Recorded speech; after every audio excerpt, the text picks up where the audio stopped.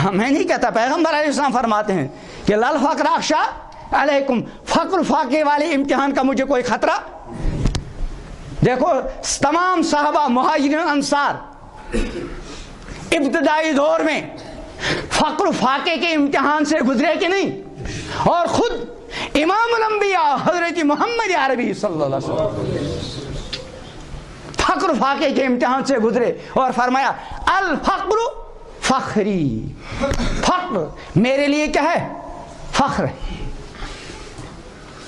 روایتیں سنتے ہیں، پڑھتے ہیں کہ بعض مرتبہ امام الانبیاء حضرت محمد عربی علیہ السلام کے دولت قدہ پر مسلسل 2 مہینے تک چولہا نہیں جلا۔ ام المومنین حضرت عائشہ صدیقہ رضی اللہ تعالیٰ عنہ سے عرض کیا گیا کہ پھر کس پر گزارا ہوتا تھا؟ ام المومنین نے ارشاد فرمایا بس 2 چیزوں پر، ایک کھجور اور ایک پانی۔ ایک موقع پر امام الانبیاء حضرت محمد عربی صلی اللہ علیہ وسلم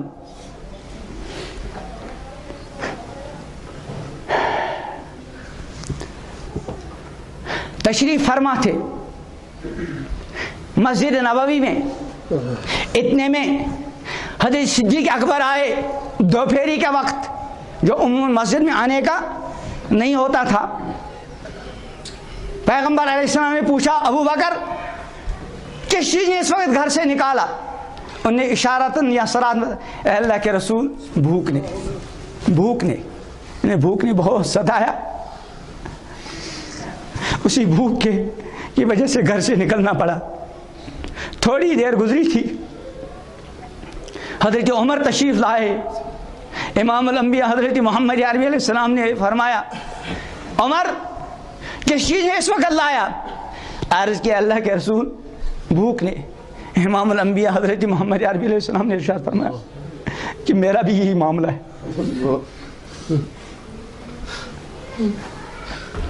تینوں چلے گئے۔ مشہور صحابی حضرت ابو ایوب انصاری رضی اللہ تعالیٰ عنہ کے دولت قدہ پر ابو ایوب انصاری رضی اللہ تعالیٰ عنہ نے ان کے مبارک چہروں سے پہچان لیا بھوک کے آثار۔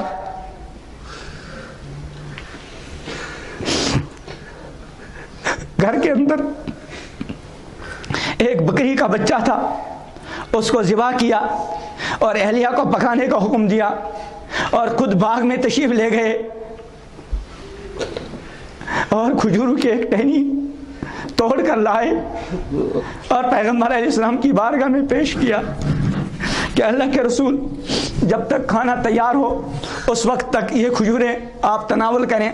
آپ نے فرمایا کہ ٹہنی کی خود پکی کھجوریں ہی لاتے؟ کہ اللہ کے رسول الگ الگ مزاج ہوتے ہیں، کوئی بالکل پکی کھجور کو پسند کرتا ہے، کوئی ادھ پکی کو پسند کرتا ہے، کوئی کچی کو پسند کرتا ہے، اس لیے میں نے ٹہنی ہی لائی تاکہ جس کا جو جی چاہے۔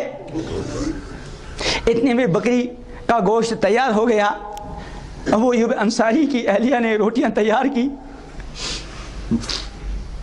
جب دسترخوان پہ پہنچا، امام الانبیاء حضرت محمد عربی علیہ السلام نے ایک روٹی اٹھا کر اس پر گوشت کی چند روٹیاں رکھ دی اور کسی سے کہا کہ یہ فاطمہ کے یہاں لے کر جاؤ، وہ بھی بیچاری کئی دن سے اس کو کھانے کو کچھ نہیں ملا۔ شاید اس سیلاب کی زد میں شاید ہی کوئی کسی کو اس طرح کی بھوک کا سامنا کرنا پڑا ہو جو امام الانبیاء حضرت محمد عربی علیہ السلام اور آپ کے جانشین صحابہ کو جن پریشانیوں کا سامنا کرنا پڑا۔ بہرحال میں عرض کر رہا تھا، ایک ہے غربت والا امتحان، ایک ہے مالداری والا امتحان۔ پیغمبر علیہ السلام نے ارشاد فرمایا کہ میرے امتیوں مجھے فقر و فاقی والے امتحان سے کوئی اندیشہ، ہاں خطرہ جو مجھے لگتا ہے وہ تمہاری مالداری والے امتحان سے ہے۔ دیکھو بہت سارے بندے جو سیلاب کی زد میں آ گئے، اللہ پاک نے ان کو مالداری کے امتحان میں ڈالا تھا، خوب دیا تھا، جس کے ذریعے وہ اپنی دنیا تو بنی تھی، اپنی آخرت بنا سکتے تھے اور دوسروں کے لیے سہارا بن سکتے تھے، لیکن وہ اللہ کے بندے اس مالداری والے امتحان میں ناکام ہوئے، یقیناً ہوئے اور بہت سارے ہوئے۔ کس طرح سے کہ جب دولت سمیٹنے میں لگ گئے انہوں نے حلال و حرام کے درمیان امتیاز نہیں رکھا. جب مال جمع ہو گیا اللہ تعالیٰ نے جو زکوٰۃ کا فریضہ ان پر عائد کیا تھا اس میں بھی وہ ناکام نکلے, اور جب خرچ کرنے کا موقع آ گیا جس طرح جی چاہا خرچ کیا, جائز ناجائز کی کوئی پرواہ کیے. بتائیے یہ مالدار لوگ جو مالداری کے امتحان میں تھے ناکام ہوئے کہ کامیاب؟ ناکام. جب ناکام ہوئے اللہ نے سارا مال چھین لیا, اور اب اللہ پاک نے ان کو دوسرے والے امتحان میں ڈالا. کون سے میں؟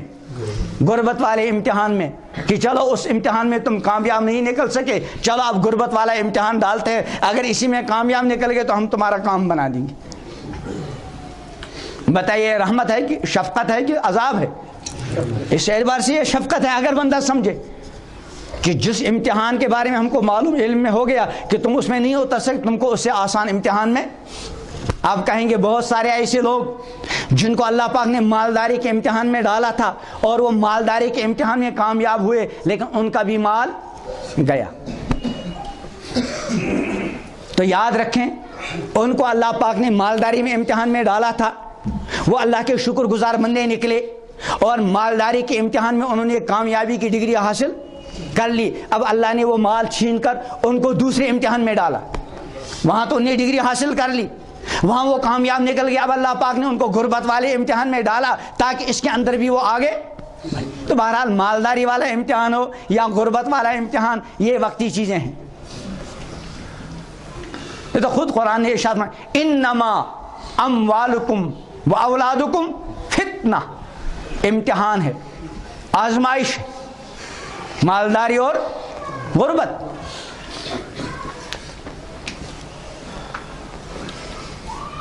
تو میں عرض کر رہا تھا بہت سارے طوفان جو اس سیلاب کا سبب بنے ان میں بے پردگی والا طوفان, ان میں جو ہے نماز چھوڑنے کا سیلاب, زکوٰۃ نہ دینے کا سیلاب, سود کھانے کا سیلاب. بدترین جرم ہے سود. یاد رکھیں قرآن پاک نے اور اللہ پاک نے قرآن پاک میں اور امام الانبیاء حضرت محمد عربی علیہ السلام نے 2 گناہوں پر اعلان جنگ فرمایا ہے.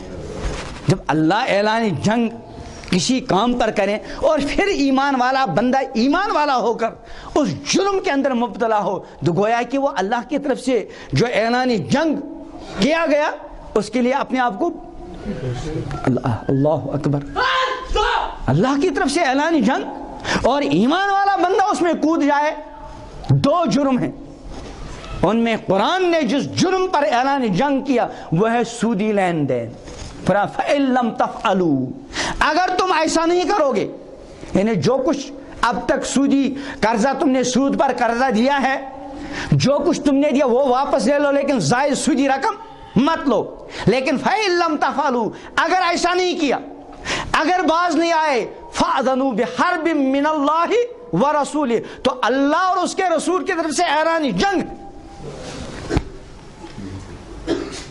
اور دوسرا اعلان جنگ پیغمبر علیہ السلام کی حدیث میں آیا ہے فَمَنْ عَادَ لِي وَلِيًّا فَقَدْ آذَنْتُ بِالْحَرْبِ. یہ بھی اللہ ہی کی طرف سے حدیث قدسی ہے کہ اللہ فرماتے ہیں جس نے میرے کسی دوست کے ساتھ دشمنی کی, میرے کسی دوست کو ستایا, اس کے ساتھ میری طرف سے کیا ہے اعلان جنگ. تو ہم عہد کریں ایک اس بات پر کہ آج کے بعد ہمارے گھروں میں انشاءاللہ بے پردگی کرو گے انشاءاللہ. ذرا ہاتھ اٹھاؤ اور ارادہ کرو کہ انشاءاللہ آج کے بعد ہمارے گھروں میں حرام نہیں آئے گا. حرام. امام الانبیاء یاد رکھیں جو بندہ حرام کما کر اپنی اور اپنے گھر والوں کی دنیا بنانے کی کوشش کر رہا ہے وہ گویا کہ اپنے اور اپنے گھر والوں کے لیے جہنم کا سامان کر رہا ہے. اور میں نہیں کہتا, یہ پیغمبر کریم علیہ السلام کا ارشاد ہے کہ جو جسم حرام کھا کر پرورش پائے وہ جہنم کے لائق, جہنم کے لائق. تو حرام آمدنی سے انشاءاللہ ہم. اسی طرح اسراف اور فضول خرچ جرم ہے. اسراف کا مطلب جائز کام میں حد سے زیادہ خرچ کرنا، اس کو اسراف کہتے ہیں۔ قرآن کا ارشاد ہے کلو واشربو ولا تسرفو، کھاؤ پیو اسراف مت کرو۔ ہمارے گھروں میں بہت اسراف ہوتا ہے، خصوصاً شادی بیاہ کے موقع پر کس قدر کھانا ضائع ہوتا ہے۔ اسی طرح بہت سارے مواقع، جس گھر میں شادی ہو، ہمارے گھر کی شادی کا پتہ کیسے چلتا ہے؟ 2-3 چیزوں سے۔ ایک وہ جو ہم زول کرتے ہیں گھروں کا، وہاں تو امام الانبیاء حضرت محمد عربی علیہ السلام کے دولت قدے کا یہ حال تھا، وہاں چراغ تک نہیں تھا۔ ام المومنین حضرت عائشہ صدیقہ رضی اللہ تعالیٰ عنہ فرماتی ہیں امام الانبیاء حضرت محمد عربی علیہ السلام جب رات کو نماز کے لیے کھڑے ہوتے، ہمیں تو فجر بھی نہیں ملتی، پیغمبر علیہ السلام آدھی رات کے بھی اس سے زیادہ اللہ کی بارگاہ میں کھڑے رہتے، سجدے میں رہتے، اللہ سے مانگتے۔ تو پیغمبر علیہ السلام سجدے قیام کے اندر کھڑے رہتے، اور اس کے بعد جب پیغمبر میں آگے، یعنی ام المومنین حضرت عائشہ فرماتی ہیں میں پیغمبر علیہ السلام کے آگے یعنی قبلے کی طرف لیٹی رہتی۔ پیغمبر علیہ السلام جو قرات اور رکوع سے فارغ ہو کر سجدے کو جاتے تو میرے پیروں کو تھوڑا سا اشارہ کرتے، میں فوراً اپنے پیر سمیٹتی۔ جب پیغمبر علیہ السلام سجدے سے فارغ ہو کر پھر قیام کی طرف تشریف لے جاتے، میں پھر اپنے پیر پھیلاتی۔ پھر پیغمبر علیہ السلام دوسری رکعت مکمل کرتے، پھر رکوع کر کے سجدے میں جاتے تو پہلے میرے پیروں کو انگلی لگاتے، میں اپنے پیر سمیٹتی، پیغمبر علیہ السلام سجدہ کرتے۔ اب ام المومنین حضرت عائشہ ایک ایسے سوال کا جواب خود ہی دے رہی ہیں جو سوال پیدا ہو سکتا تھا کہ بھئی جب آپ کو پتہ ہے کہ پیغمبر علیہ السلام سجدے کے لیے جا رہے ہیں تو ان کو اشارہ کرنے یا ہاتھ لگانے کی ضرورت کیوں پہ آپ خود ہی پیر کیوں نہیں سمیٹتی تھی؟ ام المومنین اس سوال کا جواب، حالانکہ سوال کسی نے نہیں کیا، خود ہی جواب دینے، ہمارے گھروں میں چراغ نہیں ہوتا تھا، اس لیے پیغمبر علیہ السلام جب سجدے میں جاتے مجھے پتہ نہیں چلتا، جب آپ اشارہ کرتے تو میں سمجھتی۔ تو وہاں تو گھر میں چراغ نہیں، مسجد نبوی میں چراغ نہیں۔ حضرت عمر رضی اللہ تعالیٰ عنہ کے زمانے میں مسجد نبوی میں چراغ کا پہلے مرتبہ کیا ہوا؟ انتظام۔ حضرت علی فرماتے تھے اللہ تعالیٰ حضرت عمر کی قبر کو روشن کر دے، کوئی اس طرح کی دعائیں یا جملات کہ انہوں نے مسجد نبوی کے اندر کس کا انتظام کیا، اور یہاں ہزاروں روپے ہمارے اس زول پہ جو بدترین اسرافی تبذیر اس پہ خرچ ہوتے۔ اگر کسی کا گھر خیریت سے سڑک کے کنارے ہوا تو پوری سڑک، کتنا بڑا جرم! کوئی بیچارہ ہماری ماں بہن درد ذہن میں مبتلا، کوئی کسی حادثے کا شکار ہو گیا، اب بیچارے کو ہسپتال جانا، اب یہاں نے جو ہے ان ظالموں نے پوری سڑک کو گھیر رکھا ہے، اتنا بڑا جرم۔ اور ہمارے گھروں کی شادیوں کا کیسے پتہ چلتا؟ ہماری اور آپ کی غیر شادی شدہ بیٹیاں فیشنی لباس زیب تن کر کے، دور دراز کی رشتہ دار لڑکیاں جمع ہو کر، بے حیا بن کر، بے غیرت بن کر، بے شرم بن کر اپنے گھروں سے شرم و حیا والے زیور کے جنازے نکلنے کا مظاہرہ کرتی۔ یہاں کوئی اسلام دشمن فرد، کوئی اسلام دشمن جماعت کبھی اسلام کے خلاف کوئی گستاخانہ جملہ نکالتی ہے، ہم آگ بھگولا ہو جاتے ہیں، ہمارے ایمان کا تقاضا یہ۔ لیکن جب ہمارے گھروں سے شریعت کے عظیم حکم پردے کے خلاف ہماری ماؤں کی طرف سے، ہماری بیٹیوں کی طرف سے، ہماری بہنوں کی طرف سے ایک عملی بغاوت اور اسلام کے عظیم حکم پردے کے خلاف ایک کھلم کھلا بغاوت والا مظاہرہ ہوتا ہے، وہاں ہماری ایمانی غیرت کہاں جاتی؟ دیکھیے ان ملکوں کے اندر جہاں مسلمان اقلیت میں ہیں، ہماری وہ عزیز بیٹیاں اسکول، یونیورسٹی اور کالجوں میں جا کر حجاب کا اہتمام کرتی ہیں، جہاں وہاں کے قانون کے اعتبار سے ان کو مشکلات کا سامنا کرنا پڑتا ہے، وہ وہاں عدالتوں کا دروازہ کھٹکھٹاتی ہیں کہ ہم سب کچھ برداشت کریں گے، لیکن یہ جو شریعت کا حکم پردے کا، حجاب کا، اس معاملے میں ہم سودا بازی نہیں کریں گے۔ بتاؤ، پیغمبر علیہ السلام اس اسلام دشمن ملک کے اندر رہنے والی اپنی اس امتیہ، ہماری اس لختی جگر پر فخر کریں گی، یا ہماری ان شرم و حیا کا جنازہ نکالنے والی بیٹیوں کی اس بے حیائی، اس بے شرمی کو دیکھ کر فخر کریں گی؟ ہماری بیٹیاں، ہماری گھر کی خواتین کی بے پردگی، اس سے تو شاید شیطان بھی شرما جائے بعض مرتبہ۔ اللہ بے ادبی کو معاف کرے۔ تو میں عرض کر رہا تھا، گھروں کی بے پردگی کے جرم سے ہم توبہ کریں، اسراف کے جرم سے توبہ کریں۔ تفضیل کے مکانات بنا رہے ہیں، گھر میں 2 آدمی ہیں، میاں بیوی، اولاد سے بھی محروم، یا ایک بچہ، 2 کمروں میں گزارا ہو سکتا ہے۔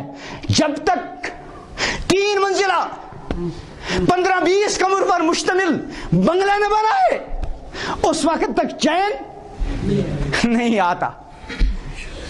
بہت بڑا جرم۔ امام الانبیاء حضرت محمد عربی علیہ السلام نے ارشاد فرمایا کہ بنی آدم جو بھی کچھ خرچ کرتا ہے، کھانے پر، پینے پر، پہننے پر، سواری پر، وہ اللہ کے یہاں کسی نہ کسی شمار میں، سوائے اس پیسے کے جو مٹی میں ملائے۔ مٹی میں ملانے والا پیسہ کون سا ہے؟ مکانات۔ اس زمانے میں مٹی ہی کے مکانات ہوتے تھے۔ امام الانبیاء حضرت محمد عربی علیہ السلام گھر سے باہر تشریف لے گئے، صحابہ کی ایک جماعت ساتھ، پیغمبر علیہ السلام کی ایک ایسے مکان پر نظر پڑی جس پر بالا خانہ تھا، جو عام صحابہ کرام کے مکانات سے ذرا منفرد شان کا تھا۔ پیغمبر علیہ السلام نے نظر اٹھانے کے بعد فرمایا کہ بھئی کس کا ہے یہ؟ عرض کیا گیا فلاں صحابی کا۔ وہ صحابی اس وقت موجود نہ تھے۔ پیغمبر علیہ السلام نے کچھ نہیں فرمایا، واپس تشریف لائے۔ وہ صحابی حاضر ہوئے اور سلام کیا، السلام علیکم یا رسول اللہ صلی اللہ علیہ وسلم۔ پیغمبر علیہ السلام نے سلام کا جواب دینے کے بجائے اپنا روی انور ادھر کو گھمایا۔ وہ صحابی ادھر سے آئے اور سلام پیش کیا۔ پیغمبر علیہ السلام نے اپنا سر مبارک، صحابہ ہم جیسے تو نہیں تھے، زبان سے بڑے ہی محبت کے دعوے کرتے ہیں، لیکن جب عمل کا معاملہ ہوتا ہے بڑے بڑے فعل نکل جاتے ہیں۔ ان کے پیروں تلے زمین نکل گئی، پریشان، بے چین، ایک سے پوچھتے رہے کہ بھئی پیغمبر علیہ السلام ناراض کیوں ہیں؟ جو موجود تھے اس وقت سفر میں، انہوں نے عرض کیا ہمیں تو اور کچھ معلوم نہیں، بس اتنا ہے کہ آپ کے مکان سے گزرے تھے اور یہ پوچھا تھا کہ یہ کس کا ہے، ہم نے بتایا، اس کے علاوہ ہم ہوتے تو شاید پہلے اے اللہ کے رسول آپ بلا وجہ مجھ سے ناراض ہو گئے، میں نے کون سا جرم کیا؟ کوئی حرام نہیں کمایا، اللہ نے گنجائش دی تھی، مکان بنایا، کون سا جرم ہے؟ وہ ہماری طرح نہیں تھے، فوراً گئے اور پیغمبر علیہ السلام سے ملے بغیر گئے اور مکان کا وہ بالا خانہ ختم کر دیا۔ اور پھر بھی یہ نہیں ہماری طرح ایسا اے اللہ آپ بلا وجہ ناراض، چلو میں نے اس کو دے دیا، کچھ نہیں، اطلاع تک نہیں دی۔ پیغمبر علیہ السلام کسی اور وقت وہاں سے تشریف لے گئے تو دیکھا وہ بالا خانہ موجود نہیں۔ پوچھا کیا ہوا؟ کہا اللہ کے رسول ان کو آپ کی ناراضگی کا احساس ہو گیا، انہوں نے اس کو اللہ کے گھر میں ہیں۔ اگر امام الانبیاء حضرت محمد عربی علیہ السلام ہمارے مکانات کو دیکھتے،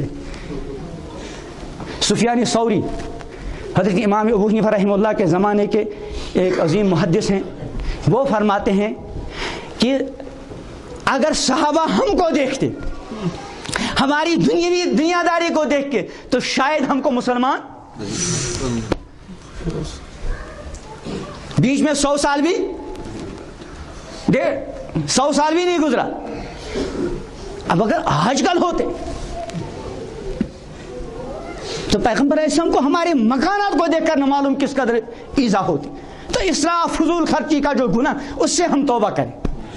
اور اگر خدا نہ خواستہ کوئی نشہ آور چیزوں کے اندر مبتلا ہے جو دنیا اور آخرت دونوں کی تباہی کا گویا کہ بنیادی سبب ہے، اسی مجلس میں بیٹھے خود بھی توبہ کریں اور اپنے ارد گرد نظر رکھیں جوانوں پر، افراد پر، اور منت کے ساتھ، سماجت کے ساتھ، نرمی کے ساتھ سمجھانے کی ہم کوشش کریں، اور اپنے گھروں کے اندر 5 وقتہ نمازوں کا 100% اہتمام کریں۔ اکا دکا نماز پڑھنے والے سارے بے نمازی ہیں۔ یعنی یہ جو ہمارے معاشرے کے اندر بے نمازی ہونے کا جرم ہے، اگر اسی جرم پر سزا ملتی تو یہ سیلاب پھر کچھ نہیں، صرف نماز چھوڑنے پر، یا صرف بے پردگی پر، یا صرف حرام خوری پر، یا صرف سود خوری پر، یا صرف اسراف پر۔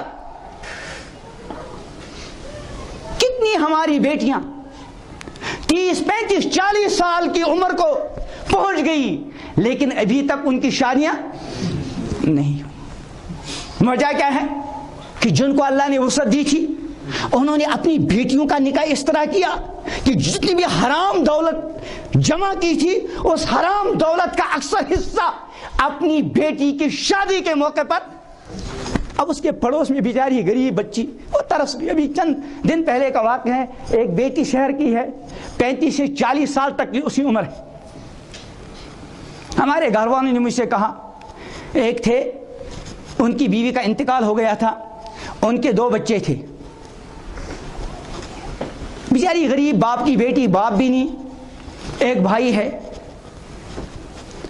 تو یہ کوشش کی کہ اگر ہو جائے، وہ بیچاری اس کے لیے تیار ہو گئی کہ چلو 2 بیٹے ہیں، بچے ہیں، میں ان کی بھی پرورش کروں گی لیکن کم سے کم میرا نکاح۔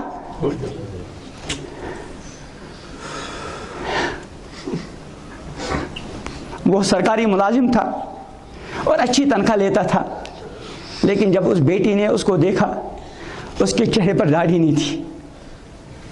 وہ جو مرد تھا جس کی بیوی کا انتقال ہو گیا تھا اور 2 بچوں کا باپ تھا، ہم شاید نماز بھی پڑھتا ہے لیکن چہرے پہ داڑھی، اس 40 سال کے قریب ہماری اس لختی جگر نے کیا کہا کہ بھائی اگر اس کے چہرے پر پیغمبر علیہ السلام کی سنت ہوتی تو میں قبول کرتی، نہیں مانا۔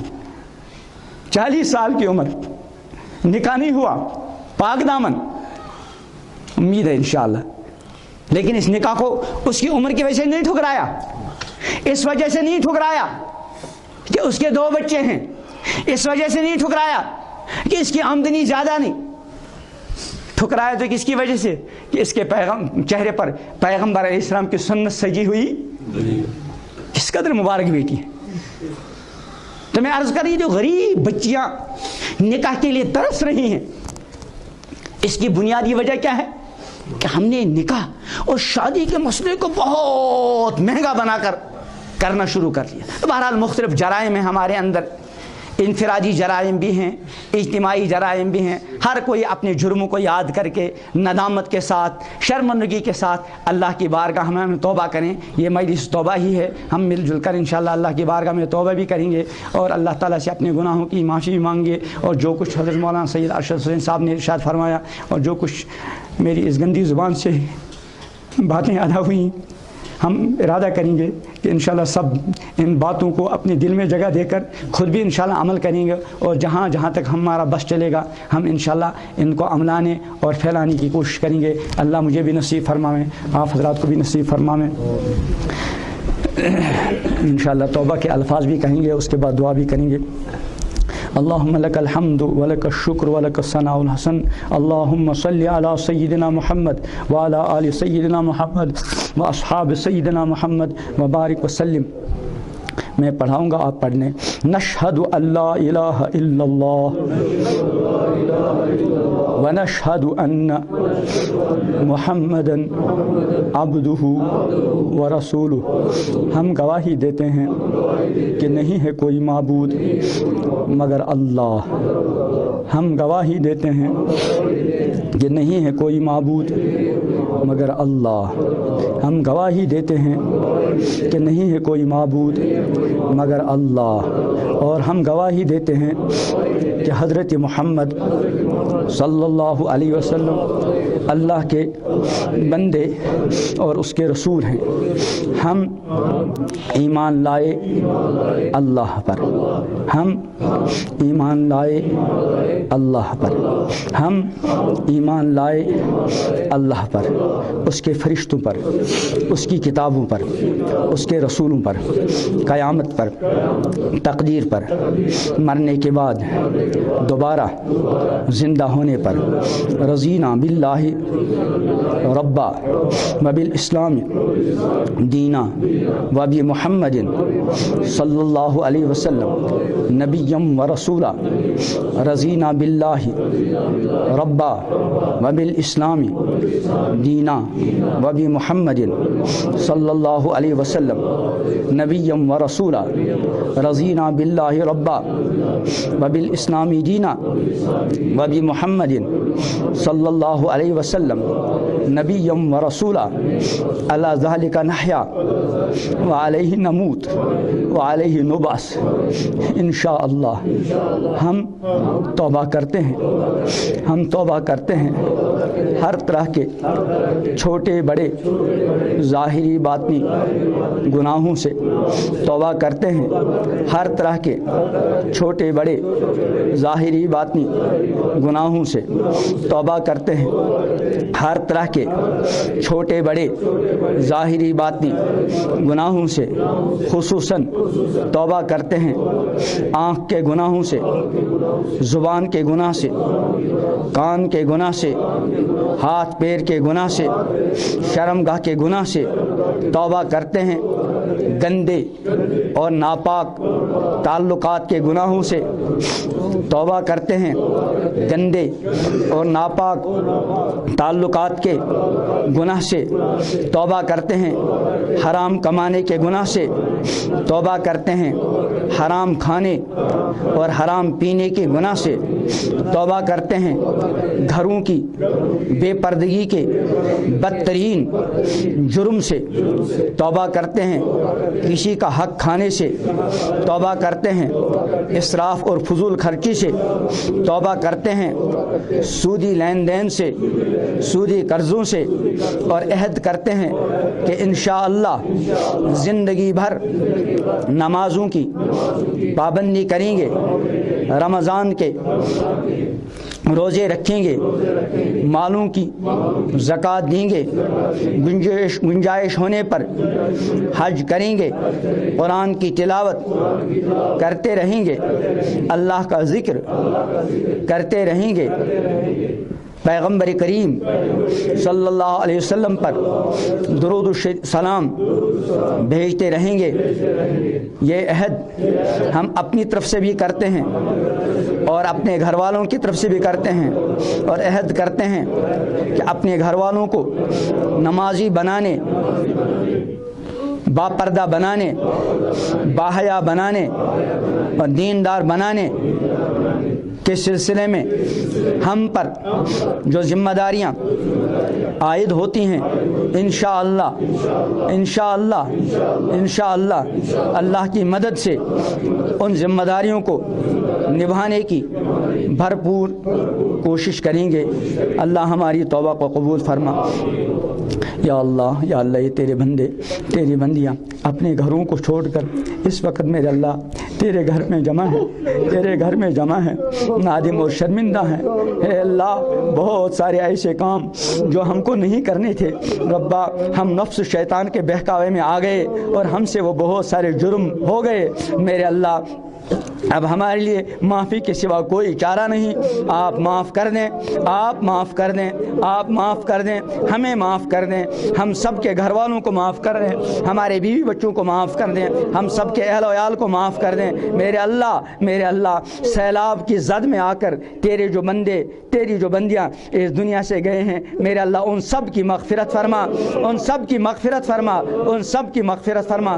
سیلاب کی صورت میں جو تکلیف جو پریشانی انہوں انہوں نے دیکھی میرے اللہ اسی پریشانی اور اسی تکلیف کو ان کے تمام گناہوں کا کفارہ بنا کر میرے اللہ آئندہ انہیں ہر طرح کے عذاب سے اپنی پناہ اور اپنی حفاظت میں رکھ میرے اللہ. اور جو لوگ یا اللہ آپ کے فضل سے بچ گئے لیکن ان کے مالی نقصانات ہوئے اے اللہ اور ان کے مکانات چلے گئے میرے عظیم اللہ, ان کے نقصانات کا یا اللہ نعم البدل عطا فرما, نعم البدل عطا فرما, نعم البدل عطا فرما. لیکن ربا سچی پکی توبہ کے ساتھ, ایمانی کامل کے ساتھ, پرہیزگاری کے ساتھ, شرم و حیا کے ساتھ پروردگار عالم یہ جو سیلاب کا معاملہ آیا اس سب سے ہم سب کو سبق حاصل کرنے کی توفیق عطا فرما, ہم سب کو سبق حاصل کرنے کی توفیق عطا فرما, ہم سب کو سبق حاصل کرنے کی توفیق عطا فرما. پروردگار عالم بے حیائی کا جو بڑھتا ہوا طوفان اور بڑھتا ہوا سیلاب ہر گھر میں داخل ہو چکا یا داخل ہونے والا ہے میرے عظیم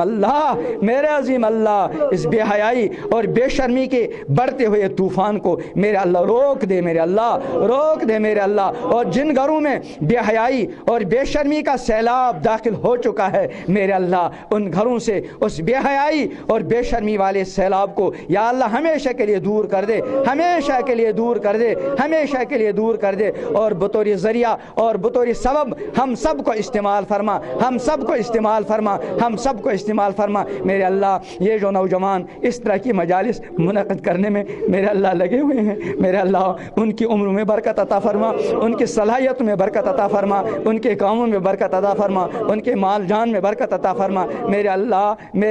ہمارے سارے جوانوں کو, ہماری بچیوں کو, ہماری بیٹیوں کو میرے اللہ سب کو مل جل کر میرے اللہ شرم و حیا والے ماحول کو عام کرنے میں یا اللہ استعمال فرما, حلال والے ماحول کو عام کرنے کے استعمال فرما. اور جتنے بھی بے حیائی والے کام اور جتنے بھی حرام کام اور جتنے بھی ہمارے دین کے خلاف کام ہو رہے ہیں میرے اللہ ان کاموں سے روک تھام کے لیے ہم سب کو استعمال فرما, ہم سب کو استعمال فرما میرے اللہ. اس مجلس میں ہماری جو بہنیں ہیں, ہماری جو بچیاں ہیں یا ہماری ماؤں کی عمر کی جو ہماری مائیں ہیں میرے عظیم اللہ ان سب کی تشریف آوری کو قبول فرما, ان سب کی تشریف آوری کو قبول فرما, ان سب کی تشریف آوری کو قبول فرما میرے اللہ. یہ تیری بندیاں میرے اللہ دن رات اپنے شوہروں کی, اپنے والدین کی اور اپنے بھائی بہنوں کی خدمت میں لگی رہتی ہیں میرے اللہ. ان کی خدمات کو قبول فرما کر میرے اللہ ان کے اندر بھی 100% نمازوں کا ماحول زندہ فرما, تلاوت کا ماحول زندہ فرما, شرم و حیا اور پردے کا ماحول زندہ فرما. پروردگار عالم جتنے بھی بیمار ہیں سب کو شفا عطا فرما, سب کو شفا عطا فرما. جتنے بھی مقروض ہیں سب کے قرضوں کو ادا کر دے میرے اللہ. جن کے مکانات ڈہ چکے ہیں اور جو میرے اللہ تیرے بندے اور بندیاں بے گھر ہیں جن کو آرام دہ مکانوں میں رہنے کی عادت تھی اب ٹینٹوں میں اور شڈوں میں اور دوسرے کے گھروں میں میرے اللہ دوسروں کے سہاروں پر بظاہر جی رہے ہیں میرے عظیم اللہ ان کو عزت اور عافیت کے ساتھ میرے اللہ اپنے گھر عطا فرما میرے اللہ. بہت ساری تیری بندیاں, بہت سے تیرے بندے کھانے پینے کے لیے میرے اللہ مختلف جگہوں جا کر میرے اللہ اپنے ہاتھوں کو پھیلاتے ہیں میرے اللہ ہمیں اپنے ہی در کا بھکاری بنا, اپنے سوا کسی کا بھکاری نہ بنا, اپنے در کے سوا کسی کا بھکاری نہ بنا میرے اللہ. ساری بھیکیں آپ ہی کی طرف سے ملتی ہیں میرے اللہ. ہمیں ایمان کی دولت عطا فرما, اعمال صالحہ کی دولت عطا فرما, شرم و حیا کی دولت عطا فرما اے اللہ, اخلاق حسنہ کی دولت عطا فرما. اور میرے اللہ تیرے جو بندے اور بندیاں جن کے یہاں یا اللہ رہنے کا انتظام نہیں, کھانے پینے کا انتظام نہیں, پہننے کا انتظام نہیں اے اللہ رات کو سونے کے لیے بستروں میں کہہ رہی ہے میرے اللہ بستروں کا انتظام نہیں میرے اللہ آپ قادر مطلق ہیں, آپ قادر مطلق ہیں. آپ کو جس طرح ہے اللہ اپنے بندوں کا مال لینے میں دیر نہیں لگتی میرے اللہ, آپ کو دوبارہ دینے میں بھی دیر نہیں لگتی میرے اللہ. سردیوں کا زمانہ آ رہا ہے میرے اللہ, آرام دہ مکانوں, آرام دہ بستروں اور آرام دہ سواریوں میں یا اللہ رہنے والے لوگ ٹینٹوں میں اور میرے اللہ شڈوں میں یا اللہ ٹھٹر رہے ہیں میرے عظیم اللہ. آپ اپنی طرف سے بہتر انتظامات فرما اور اس سلسلے میں ہم پر جو ذمہ داریاں ہیں ہم سب کو اپنی ذمہ داریوں کا احساس دے دے, ہم سب کو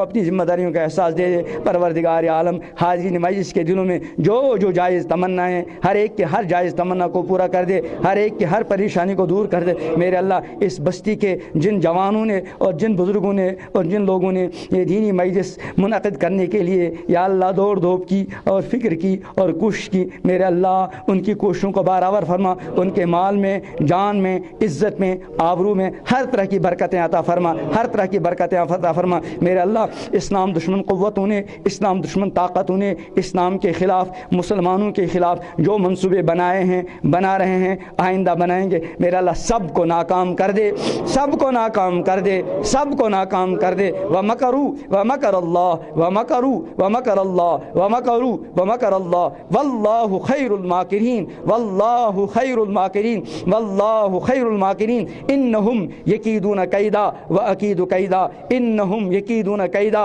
وَأَكِيدُ كَيْدًا إِنَّهُمْ يَكِيدُونَ كَيْدًا وَأَكِيدُ كَيْدًا میرے اللہ یہ آپ کا فرمان ہمارے لیے سب سے بڑا سہارا ہے، سب سے بڑا سہارا ہے، سب سے بڑا سہارا ہے میرے اللہ۔ آپ ہی ہمارے مستقبل کی بہتری کو جانتے ہیں میرے اللہ۔ ہم اپنے سارے معاملے کو ربا تیرے ہی حوالے کرتے ہیں، تیرے ہی سامنے پیش کرتے ہیں۔ آپ ہی کے پاس ہر مشکل کا حل ہے، آپ ہی کے پاس ہر مشکل کا حل ہے، آپ ہی کے پاس ہر مسئلے کا حل ہے۔ ہم اپنی تمام مشکلات کو تیرے سامنے پیش کرتے ہیں، اپنے تمام مسائل کو تیرے سامنے پیش کرتے ہیں، اپنی تمام کمزوریوں کو تیری بارگاہ میں پیش کر کے میرے اللہ آپ ہی سے حل چاہتے ہیں، آپ ہی سے حل چاہتے ہیں، آپ ہی سے حل چاہتے ہیں۔ ہم مجرم سے ہی، گنہگار سے ہی، لیکن ربا تیری توفیق سے بس تیرے ہی در کے بھکاری ہیں، تیرے ہی در کے بھکاری ہیں، اور آپ کے در کے بھکاری ہونے کا اعزاز ہمارے لیے بہت بڑا اعزاز ہے میرے اللہ۔ آپ کے در کے بھکاری ہونے کا اعزاز ہمارے سروں پر ہمیشہ قائم رکھ، ہمیشہ قائم رکھ۔ ہم جئیں تو تیرے در کے بھکاری بن کر جئیں، جئیں تو تیرے ہی در کے بھکاری بن کر جئیں، جئیں تو تیرے ہی در کے بھکاری بن کر جئیں، مرے تو تیرے ہی در کے بھکاری بن کر مریں، اور مرنے کے بعد دوبارہ جئیں تو تیرے در کے بھکاریوں کے صف میں ہمارا شمار ہو، ہمارا قیام ہو میرے عظیم اللہ، میرے عظیم اللہ۔ امام الانبیاء حضرت محمد عربی صلی اللہ علیہ وسلم نے امت کے حق میں جو جو خیر کی دعائیں مانگی ہیں میرے اللہ ہم سب کے اور پوری امت کے حق میں وہ ساری دعائیں قبول فرما، وہ ساری دعائیں قبول فرما، وہ ساری دعائیں قبول فرما۔ اور میرے اللہ ہم سب کے نام لے کر، ہم سب کے والدین کے نام لے کر امام الانبیاء حضرت محمد عربی صلی اللہ علیہ وسلم کی بارگاہ میں ہم سب کی طرف سے محبت بھرا، عقیدت بھرا، ادب بھرا، اخلاص بھرا بے شمار درود و سلام پہنچا دے، بے شمار درود و سلام پہنچا دے آپ پر اور آپ کے اہل بیت پر، آپ پر اور آپ کے صحابہ پر، آپ پر اور آپ کے ازواج مطہرات پر، آپ کے صاحبزادیوں پر، اور آپ کے نقش قدم پر چلنے والے مرد اور خواتین پر، اور انہی کے نقش قدم پر جینا اور مرنا ہم سب کو نصیب فرما۔ اللہم انا نسألک من خیر ما سألک من نبیک محمد صلی اللہ علیہ وسلم ونعوذ بک من شر ما استعاذ منہ نبیک محمد صلی اللہ علیہ وسلم وانت المستعان وعلیک البلاغ ولا حول ولا قوة الا باللہ سبحان ربک رب العزة عما یصفون سلام علی المرسلین والحمد للہ۔